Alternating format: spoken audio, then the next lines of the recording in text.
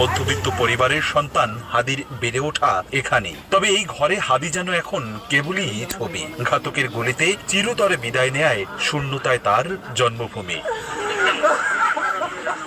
স্বজনদের পাশাপাশি গ্রামবাসীর কাছে হাদি যেন কেবল একটি নাম নয়, ২৪-এর গণঅভ্যুত্থানে নেতৃত্ব দেয় এক রাষ্ট্র পুনর্নির্মাণের প্রতিচ্ছবি।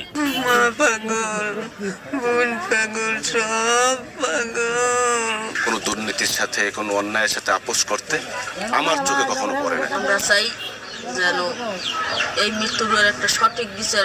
শুক্রবার সকাল থেকেই চেনা অচেনা বহু মানুষ ভিড় করেন হাদির এই ভাঙাচোরা ঘরের সামনে। এসেছেন বিভিন্ন রাজনৈতিক, সামাজিক, পেশাজীবী মানুষ।